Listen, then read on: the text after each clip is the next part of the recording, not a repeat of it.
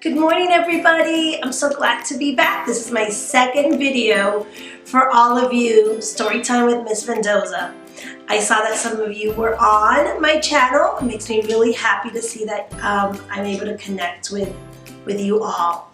Today I have another story and I'm really excited to share it. It's an old story that I used to read a couple of years ago.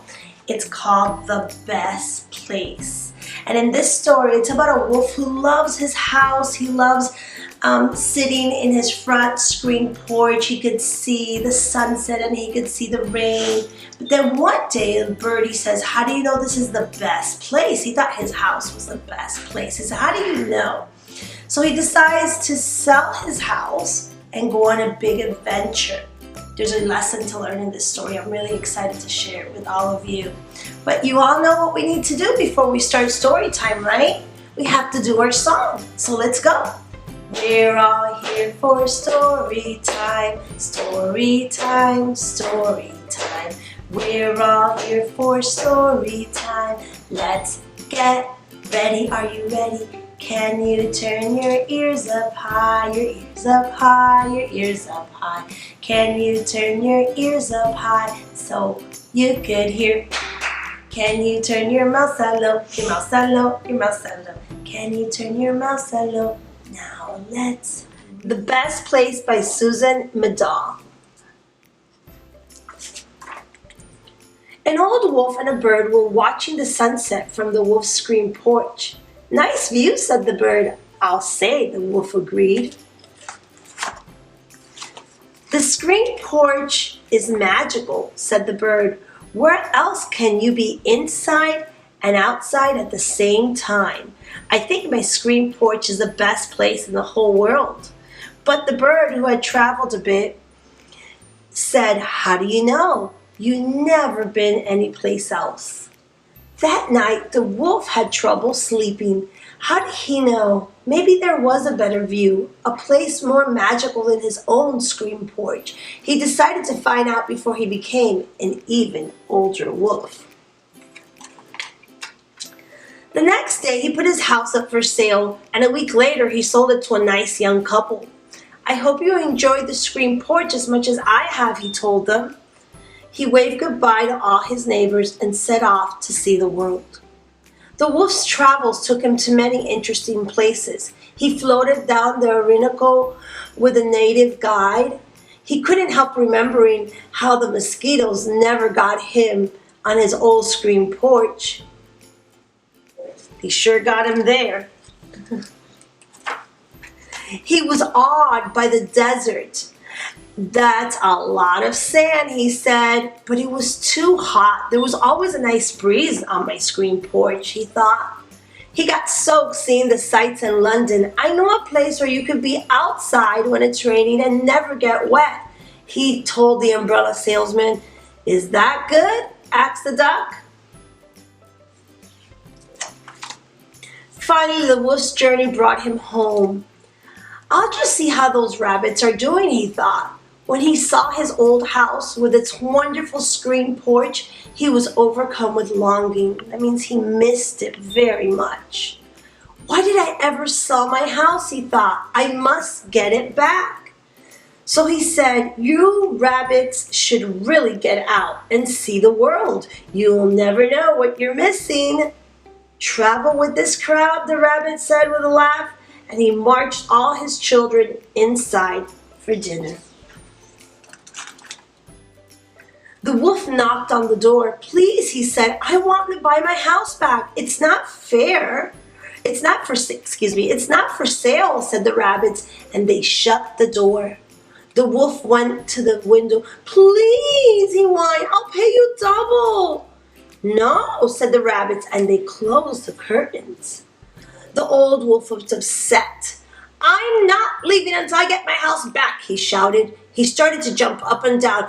My house, give me," he yelled. "I want my house, and I want it now." The rabbits locked the door. I think the rabbits are getting a little concerned that the wolf is having a little bit of a meltdown. "Oh," howled the wolf.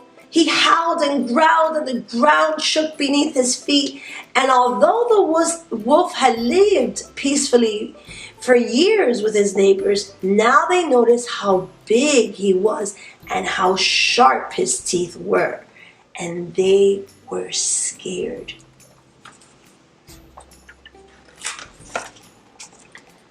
At last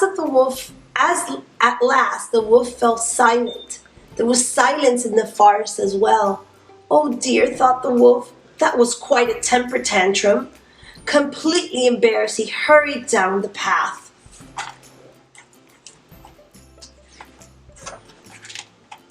I've been a bad wolf, he said as he sat by himself in another part of the forest. I guess I'll never get my house back now. And he thought, I must apologize to those rabbits. But a simple apology didn't seem enough.